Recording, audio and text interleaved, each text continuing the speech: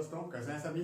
तो आज हम लोग पढ़ने वाले कक्षा 9वीं का अध्याय 1 का प्रश्नावली 1.3 ऊर्ध्व दीर्घाभ्याम विधि।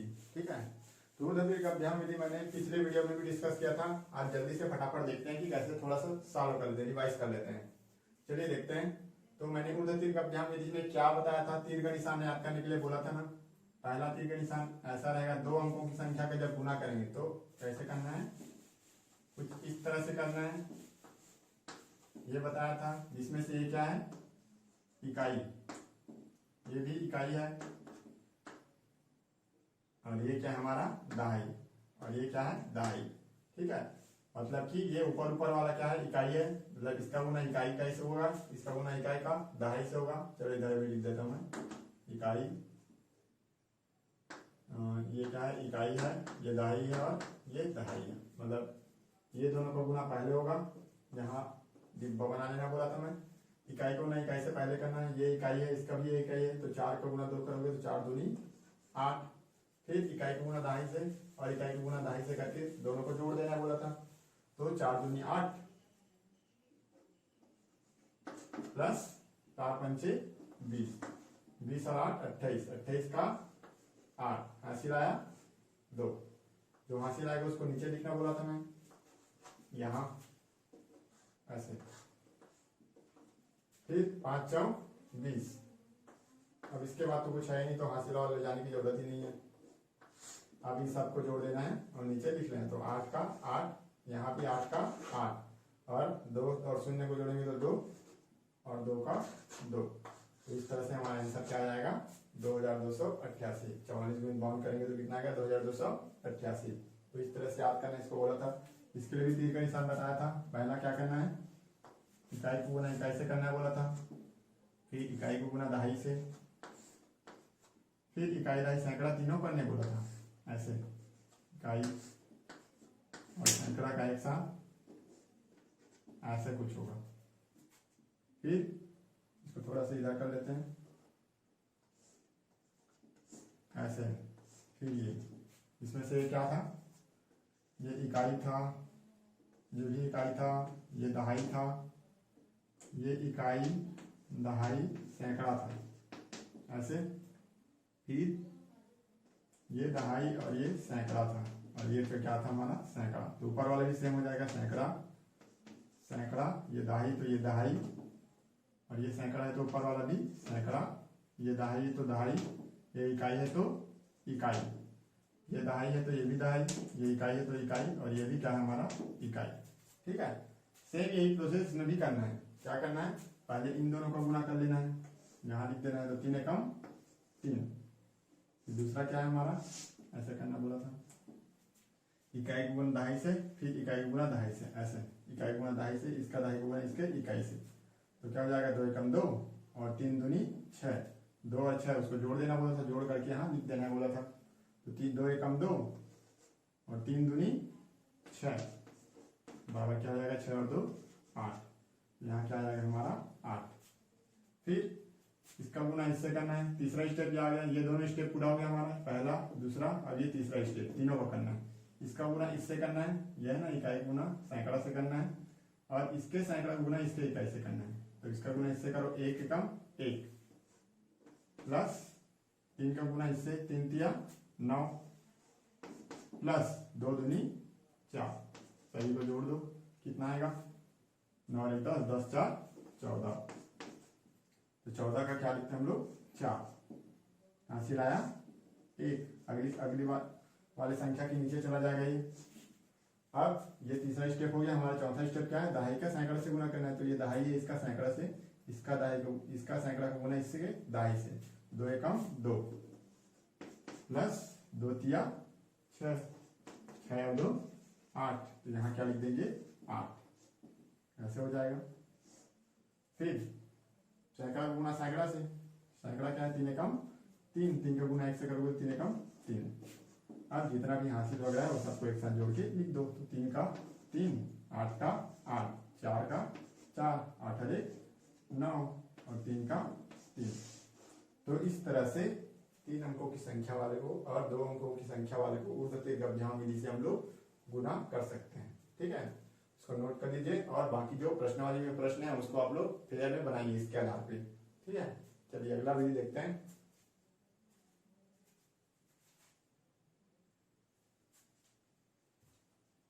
तो अगला प्रश्नावली हमारा 1.4।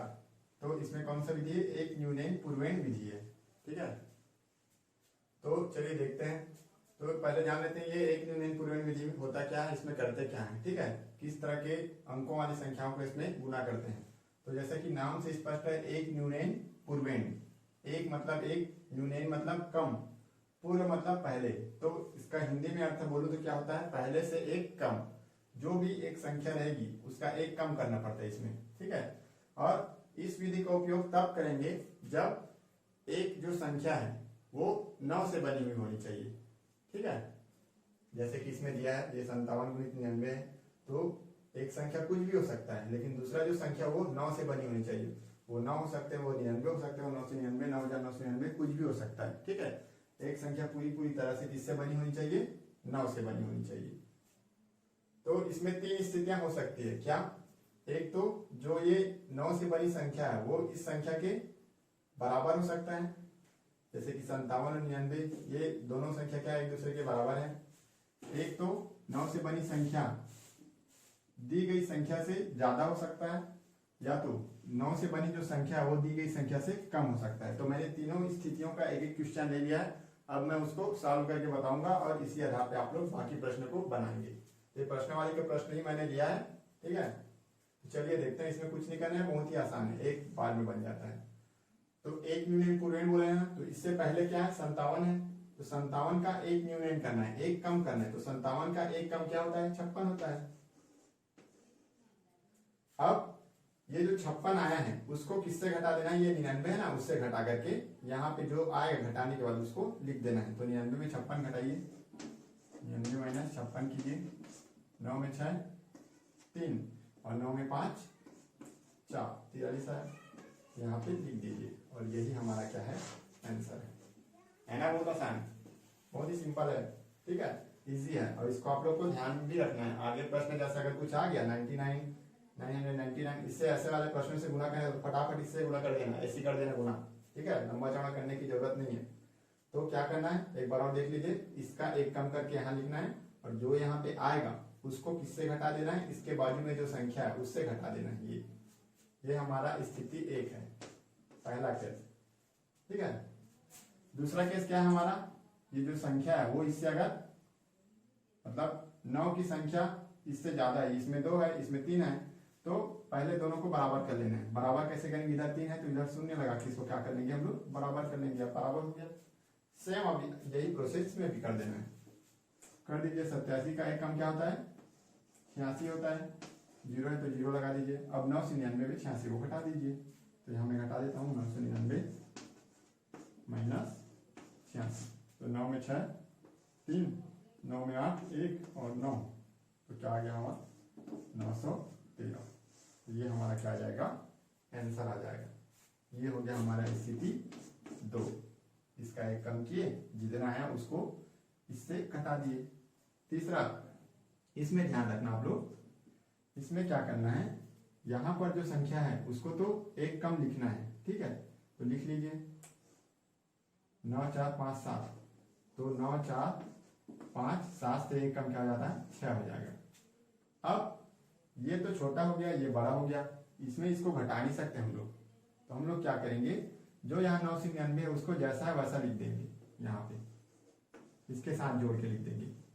अब ये जो संख्या आ गया ना, जितना भी संख्या इकाई दहाई सैकड़ा हजार 10,000 लाख 10 लाख 94 लाख 56,999 जो संख्या आया है उससे हम लोग क्या करेंगे? ये जो 9,456 है ना उसको घटा देंगे। तो अब जो संख्या यहाँ पे मिला उसको घटा दो, 9,456 को घटा दो। ये तो घटा दो, जो आएगा उसको लिख दो। 9 में 6 घटाएंगे तो 3, 9 में 5 4, 9 में 4 5। अब 6 में 9 तो नहीं घटेगा, हासिल लेंगे तो क्या हो जाएगा? 16। तो 16 में 9 7 और 5 एक हासिल चला गया, तो ये क्या हो गया हमारा? 4 हो गया। तो 4 का 4 और ये 4 और ये 9, तो ये आ जाएगा हमारा आंसर। तो क्या किया इसमें? इसका एक कम यहाँ लिखे और क्योंकि ये जो संख्या है वो इससे छोटी है इसलिए इसको भी जैसा है वैसा लिख दे। अब जो संख्या हमको मिला उसमें से ये जो संख्या आया था ना उसको घटा दिए और जो आया वही हमारा क्या है आंसर है। और ये हमारा क्या हो गया तीसरा केस हो गया। तो यही क्या हमारा एक न्यूनन पूर्वेण विधि। तो इस तरह से बाकी प्रश्न भी बनेंगे तीनों विधि से, ठीक है, तीनों तरीके से इसको नोट कर लीजिए और बाकी प्रश्नों को आप लोग बनाएंगे कॉपी में। चलिए हमारा अगला जो विधि है वो क्या है, प्रश्नावली 1.5 का एकाधिक n पूर्वेण एवं अंत्योदश अपि विधि। ठीक है, ये संस्कृत में लिखा है, इसका हिंदी अर्थ ये होता है कि एक अधिक, पूर्व का एक अधिक होना चाहिए और उसके जो अंत्योदश अपि मतलब कि जो अंत का जो संख्या, जो इकाई का जो संख्या है उसका जो योग है वो क्या होना चाहिए 10 होना चाहिए। तो इस विधि का उपयोग हम लोग तब करते हैं जब दोनों दो संख्या जो इसका गुना करेंगी उसके जो इकाइयों का योग क्या होना चाहिए 10 होना चाहिए। 10 होना चाहिए कैसे, जैसे कि इसका इकाई क्या है 8 है, इसका इकाई क्या है 2 है, दोनों का योग क्या है हमारा 10 है।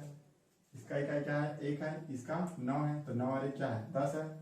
इसका इकाई क्या है 2 और इसका इकाई 8, तो 8 और 2 10 होता है। वैसे इसका इकाई क्या है 5 है, इसका इकाई क्या है 5 है, 5 और 5 10, मतलब कि इकाई के अंकों का योग क्या होना चाहिए 10 होना चाहिए। दूसरा कंडीशन, शेष जो भाग है वो समान होना चाहिए। समान कैसे, देखो इसमें 7 है तो इसमें भी 7 है, जो बच गया इकाई के अंकों को छोड़ करके जो भाग बचा उसका वो क्या होना चाहिए हमारा समान होना चाहिए। तो ये 8 और 2 जोड़े 10 आ गया वो ठीक है, लेकिन जो शेष बच गया वो क्या है दोनों 7 है, इसमें देखिए दोनों 29 है, ठीक है, 9 9 है करके 9 भी है खैर, लेकिन ये 29 है 29। वैसे इसमें भी 9 9 है और इसमें भी 90 और 90 है शेष भाग, ठीक है। तो दो कंडीशन होना चाहिए, पहला यहां लिख दूं इकाई के अंकों का योग 10 हो, वैसे आपके बुक में दिया है, शेष भाग क्या हो समान हो,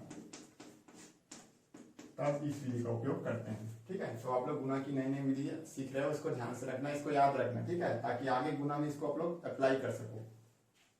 चलिए करिए। तो इसमें क्या करना है, कुछ नहीं करना है, ये 72 है, ठीक है। पहले तो इसका गुना इससे करके यहां लिख देना है, इसके इकाई का गुना इसके इकाई से करके यहां लिख देना है, तो 8 दूनी 16। और दूसरा स्टेप क्या है, इसका एक ज्यादा करके उसी से गुना कर देना है। तो 7 का एक ज्यादा क्या होता है 8 होता है, तो 8 7 56, ये इसका आंसर आ गया।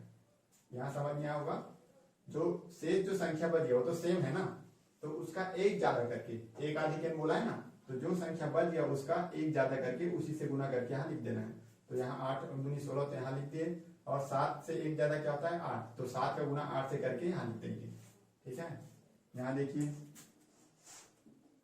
यहाँ भी वही है 9 एकम 9। अब देखिए यहाँ दाई वाला है तो यहाँ 0 9 लिख देना, ठीक है, 9 बस नहीं आएगा 0 9 होगा, क्यों, क्योंकि ये जो अंक है उसका आधार क्या है 10 का है। तो चलिए इसका करिए, ये क्या हो जाएगा 9 से एक ज्यादा क्या होता है 9 9 90, 10 होता है ना, 9 एकम 9, तो यहाँ हो गया 0 9, और यहाँ क्या हमारा 9 है, 9 से एक ज्यादा क्या होता है 10, तो 9 को गुना 10 से करेंगे तो 10 में 90 हो जाएगा ना। यहाँ देखिए 8 दूनी 16, 29 से एक ज्यादा क्या होता है 30, तो 29 गुनी 30 कीजिए, कितना आएगा 3 9 27 का 7, 80 2, 3 दूनी 6, 6 2 8, और शून्य का शून्य, तो 870 आ जाएगा, ठीक है। अब इसको लंबा चौड़ा करते गुना करते ऐसे करते तो टाइम लगता है ना, इसमें देखिए थोड़ा सा गुना करना भारी लगा लेकिन जल्दी हो गया। सेम इसमें भी कर लेना है, 5 पंचे 25, ठीक है। दो अंकों की संख्या करनी आ रही है तो उसके सामने 0 लगा देना, इसको ध्यान रखिएगा। अब 90 से एक ज्यादा क्या होता है 91, तो 91 गुणित 90 कीजिए, क्या हो जाएगा 9 एकम 9, 9 नियम 81। अब देखिए लास्ट में अगर शून्य लगा रहता है ना कोई संख्या के लास्ट में बीच में ही, तो लास्ट में शून्य रहता है उसको छोड़ दिया करो, और लास्ट में जब आंसर आ जाता है तो उसके साथ लगा दिया करो।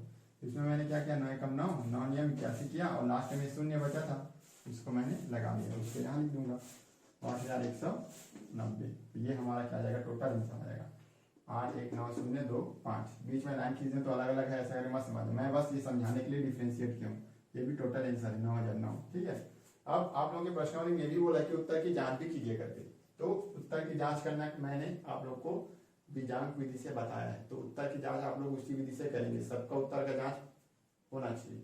ठीक है, मैं यहाँ बता नहीं रहा हूँ क्योंकि आप मैंने पहले ही बता दिया है। ठीक है, एक का उत्तर जांच करके बता देता हूँ। चलिए देखिए इसका 7 और 2, इन दोनों का बीजांक क्या होगा, 7 2 9, बोलिए यहाँ 8 7 15, 15 का क्या हो जाएगा 6 हो जाएगा, जितना आएगा 9 6 के 54, और 54 का जो बीजांक क्या आ जाता है 5 4 9, तो इसके भी उत्तर का जो बीजांक हो क्या आना चाहिए हमारा 9 आना चाहिए। चलिए देखते हैं 6 5 11, 11 12, 12 6 18, और 18 का जो बीजांक हो क्या आ जाता है हमारा 9, तो इसका भी उत्तर का बीजांक 9 है, और इसका भी जो बीजांक का गुना करके जो निकाले उसका भी बीजांक क्या है 9 है। इस तरह से हमारा जो आंसर है वो क्या है सही है। तो इस तरह से प्रश्नों को आप लोग को बनाना है, और पिछला जो प्रश्न वाली उसमें भी बीजांक से उत्तर की जांच करके करना है सब में। ठीक है, इसको नोट कर लीजिए और अगला प्रश्न वाली देखते हैं। ठीक है,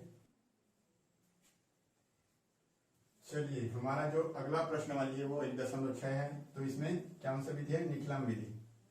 तो निकलम विधि में क्या करना है हमको, पहले आप लोगों को दो चीजें पता होनी चाहिए, आधार।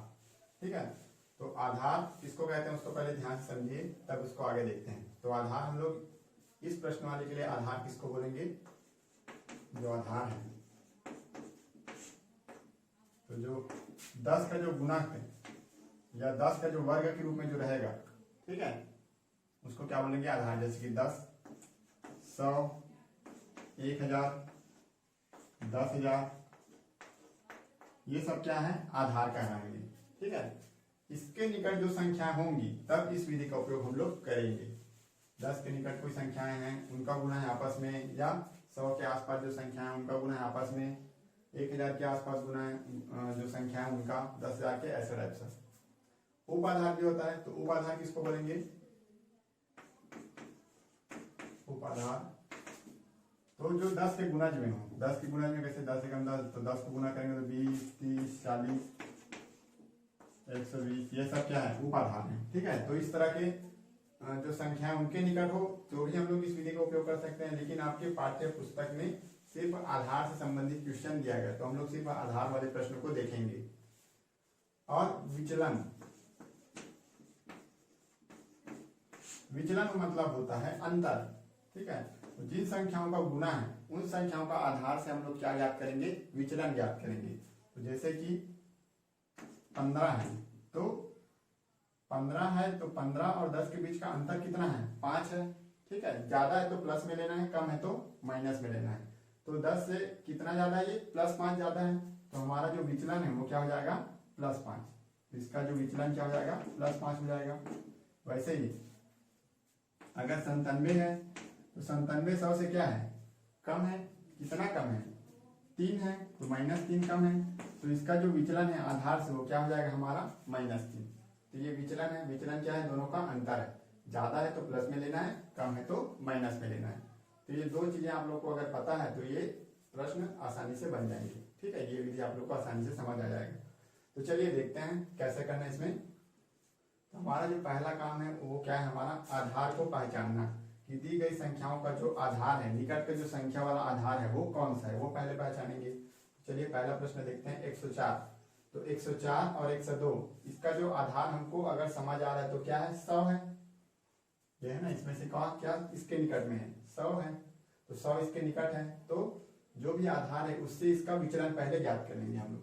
तो 104 का विचलन क्या हो जाएगा, यहां लिखेंगे उसको। ठीक है, तो 104 और 100 के बीच का जो अंतर है वो कितना है 4 है, कितना ज्यादा है +4 है, ज्यादा है तो प्लस में लिखना बोला था, तो +04 लिखना। 04 क्यों लिखना है उसको भी बता देता हूँ, क्योंकि जो आधार है उसमें 2 शून्य है, इसलिए यहाँ 2 अंकों को लेना है।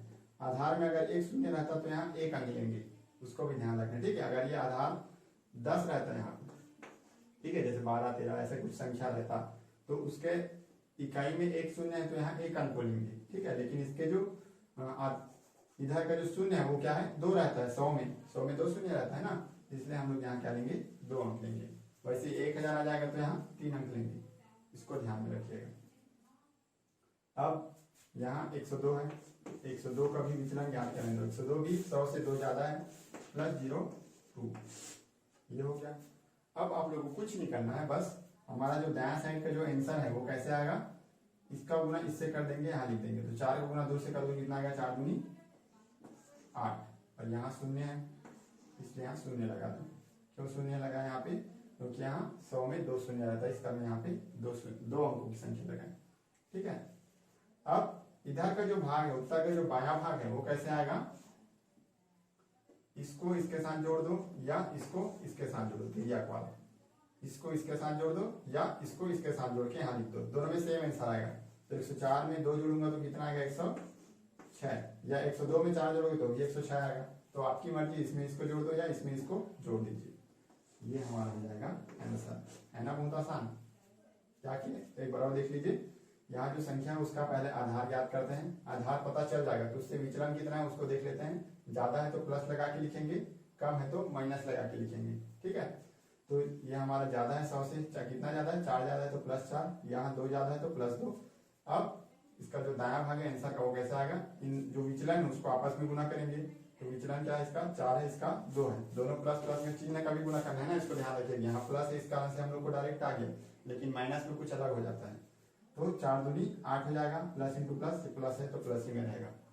अब दूसरा स्टेप, इधर का जो आंसर कैसे आएगा, इसको इसके साथ जोड़ेंगे, जो चिन्ह रहेगा उसके हिसाब से करेंगे। यहाँ माइनस रहता तो इसमें इसको घटा देते हैं, उसको भी ध्यान रखिएगा। ठीक है, इसीलिए मैं चिन्ह लगवाया हूँ। तो 104 में इधर +2 या 102 में +4 कीजिए, और जो भी आएगा उसको यहाँ लिख दीजिए, तो ऐसा बनेगा। चलिए इसको देखते हैं। उत्तर की जांच आप लोग बीजांक से कीजिए। इसमें क्या करना है, इसमें भी ज्ञात कर लीजिए। तो 1016, इसका आधार क्या है, 1000 है, तो 1000 से कितना ज्यादा है, +16 ज्यादा है। यहाँ मैं लिख देता हूँ +16, इसमें 3 शून्य आता है इसलिए +016 लिख देते हैं। 998, तो 998 1000 से कम है, कितना कम है, -002। यहाँ नहीं भी लिखोगे तो चलेगा, लेकिन यहाँ जो नीचे आंसर में लिखेंगे उसमें 3 अंक लगाना जरूरी है। ठीक है, तो अब क्या हो जाएगा, यहाँ पे इन दोनों का गुना करके यहाँ लिख दीजिए पहले। तो क्या हो जाएगा, 16 दूनी 32, तो 032। क्योंकि ये प्लस इंटू माइनस करेंगे तो क्या आएगा, माइनस आएगा। यहाँ प्लस आया था ना तो डायरेक्ट लिख दिए थे, लेकिन यहाँ क्या आएगा, प्लस इंटू माइनस, माइनस आएगा। तो माइनस को हम लोग यहाँ पर न लगा के इसके ऊपर में ऐसे लगा देते हैं। ठीक है, अब वही स्टेप, या तो इसमें इसको घटा दो या इसमें इसको जोड़ दो, दोनों में सेम यहाँ पे आएगा। तो 1016 में अगर 2 जोड़ूंगा तो क्या जाएगा, 1018 आ जाएगा, या 998 में 16 जोड़िए 1018 ही आएगा। 8 6 14,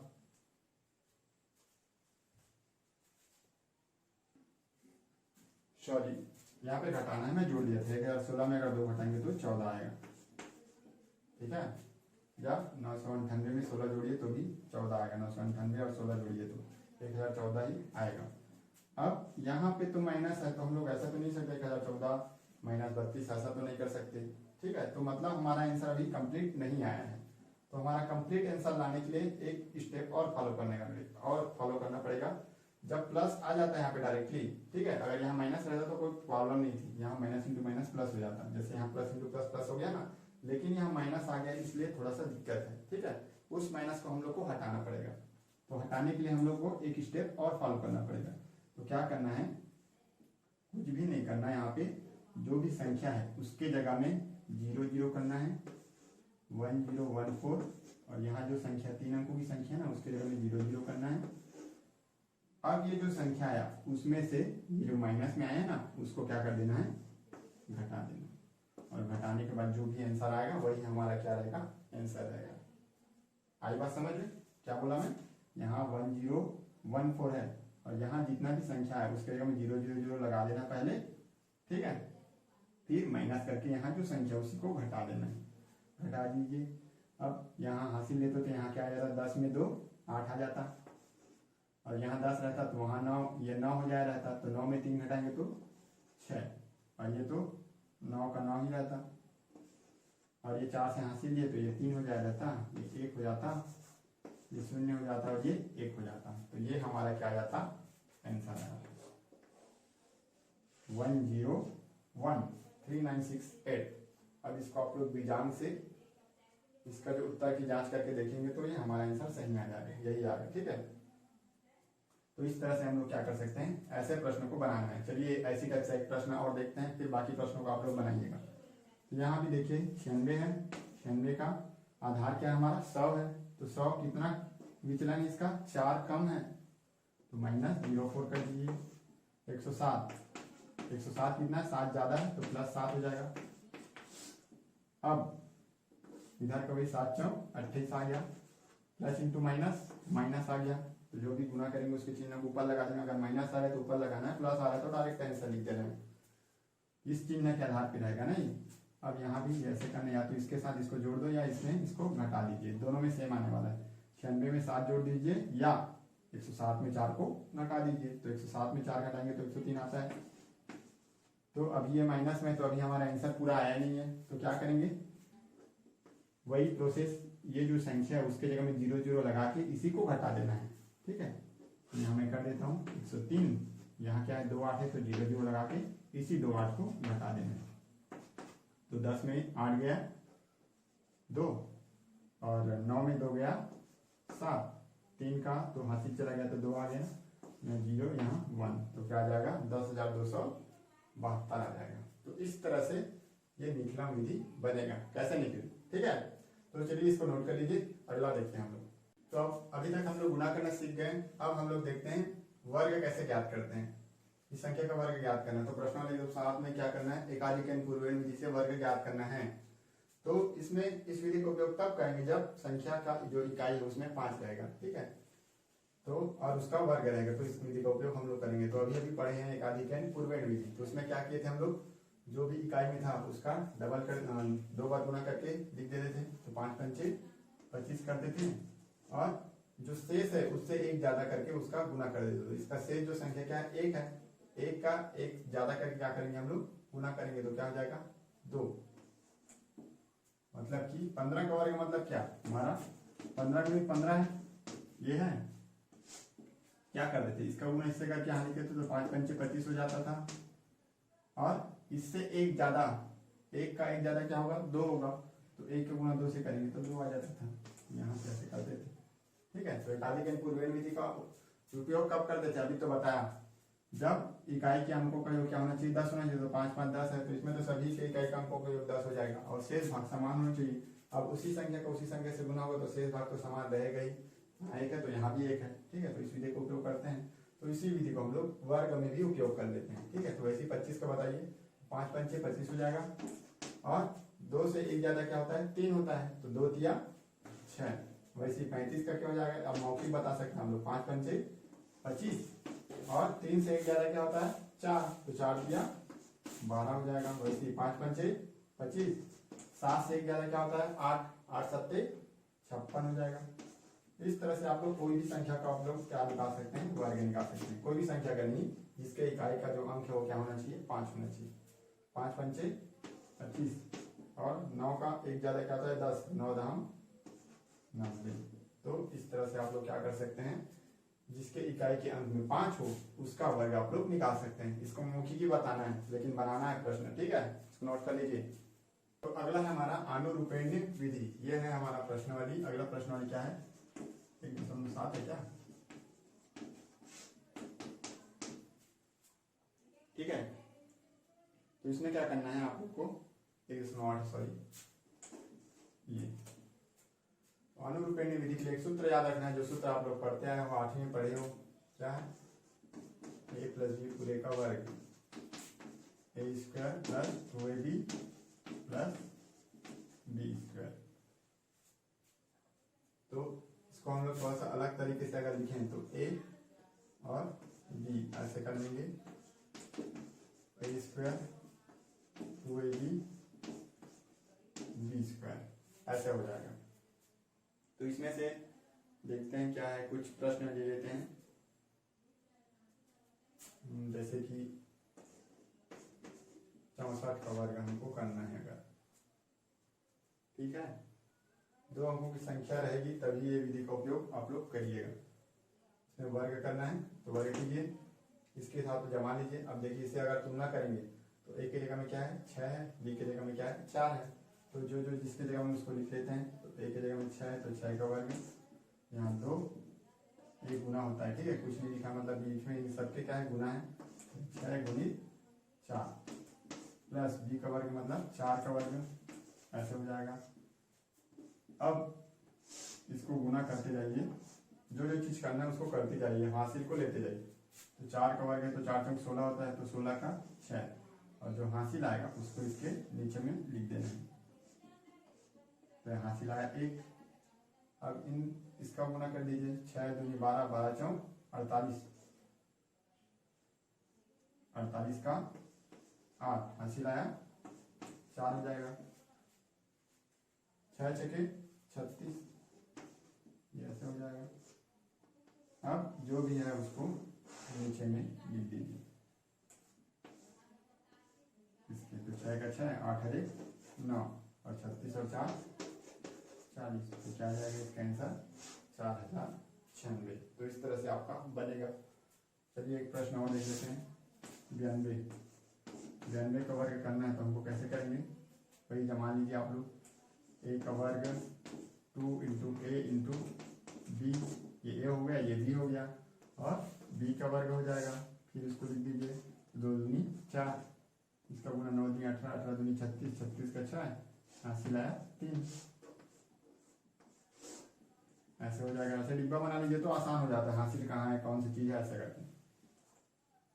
अब 9 नियम 81, तो लास्ट वाला का हासिल लेने की जरूरत है नहीं, तो 4 का 4 आ जाएगा, 6 का 6 आ जाएगा, 81 में 3 जोड़ोगे तो 3 और 1,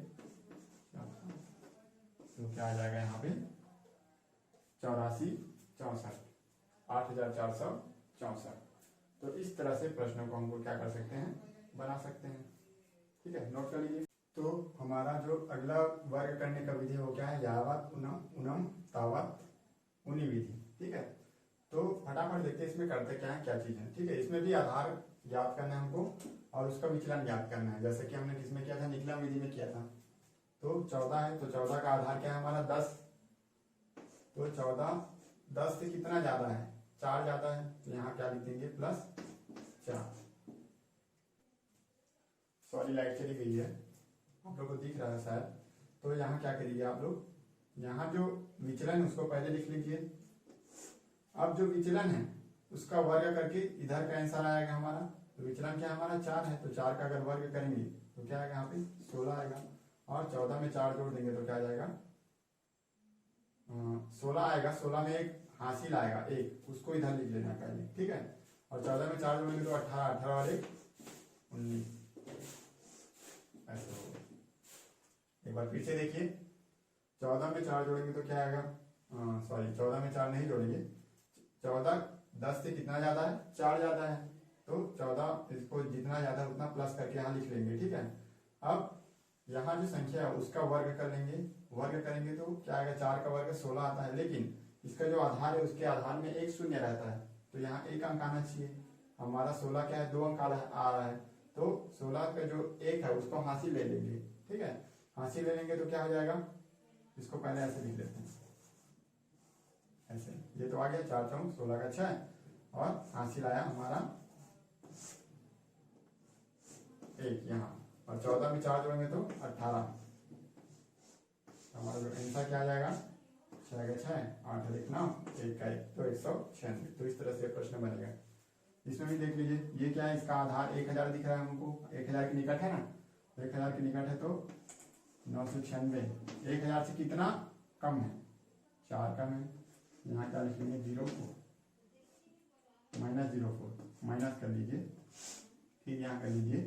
अब इसका वर्ग कर लीजिए, तो 4 का वर्ग क्या होता है 16 होता है, लेकिन 1000 में कितना शून्य रहता है 3 शून्य, तो यहाँ 1 शून्य लगा लीजिए अपने से।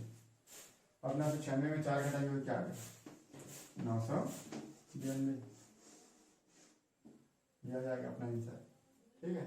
108 पे देखिए, 108 100 के निकट है, कितना निकट है +8 ज्यादा है, तो +08 आ जाएगा, इसमें 0 0 आ जाएगा, ये लाइट आ गई 08। अब 8 का वर्ग 88 64, अब इसमें तो 2 अंक होता ही है, 2 शून्य होता ही है ना, तो 2 अंक है तो इसका हासिल लेने की जरूरत नहीं, इसमें 10 के में एक शून्य आता था, इसलिए यहाँ 2 अंक आ गया था तो हासिल लिए थे, लेकिन इसमें अगर 3 अंक आ जाता तो हम लोग हासिल लेते। 3 अंक तो आता नहीं वैसे, तो 108 में 8 जोड़ेंगे तो क्या आ जाएगा 116, ये हमारा आंसर आ जाएगा। तो इस तरह से हम लोग क्या कर सकते हैं, इस विधि से हम लोग बना सकते हैं। एक बार और देख लीजिए, इसमें थोड़ा कंफ्यूजन हुआ होगा। जो संख्या है उसका आधार से विचलन निकाल लेंगे। 14 का आधार क्या है 10, 10 से कितना जाता है 4 जाता है, तो 14 से 4 लिख लिया हम लोग। अब जो विचलन आया है, जो जितना उसका अंतर आया है उसका वर्ग करके यहाँ पे लिख देना है, ठीक है। अब इसका आधार में जितना शून्य है उतना अंक यहाँ पे होना चाहिए। अगर कम हो रहा है तो यहाँ पे शून्य लगा दीजिए, अगर ज्यादा हो रहा है तो इसको हासिल लेके यहाँ ले जाइए। तो हमारा 4 तक 16 है, लेकिन यहाँ पे एक अंक होना चाहिए, तो 16 का 6 हासिल आया 1। अब ये 14 है, उसमें 4 जोड़ेंगे, मतलब इसको इसके विचलन के साथ जोड़ के यहाँ लिख देना है। 14 में 4 जोड़ेंगे तो 18, और ये हासिल के साथ जोड़ेंगे तो क्या आ जाएगा 19, तो 196 आ जाएगा। वैसे इसमें विचलन कम है तो -004 आ गया। कितना कम है 4 कम था, तो 996 और 4, तो 4 का वर्ग करेंगे तो 16 और 3 शून्य होता है तो 016 आ गया, 0 लगा दिए। अब इसमें माइनस किए हैं तो इसमें इसको घटा के यहाँ पे लिख दीजिए। वैसे इसमें भी 108 कितना ज्यादा है 8 ज्यादा है, तो 68 108 में 8 जोड़ेंगे तो कितना आएगा 116। तो इस तरह से आप लोग क्या कर सकते हैं, वर्ग यावत उनी तावत यावत उनम तावत उनी विधि से बना सकते हैं, ठीक है। 2 प्रश्न वाली इसमें का बच गया है, उसको मैं नेक्स्ट वीडियो में कंप्लीट कर दूंगा, ठीक है। तो इतना को आप लोग को आज कैसे भी करना है, पूरा नोट करना है, पूरा उतारना है, 1-2 दिन में कर लीजिए जल्दी से, फिर अगला मैं वीडियो डालूंगा, ठीक है। Thank you.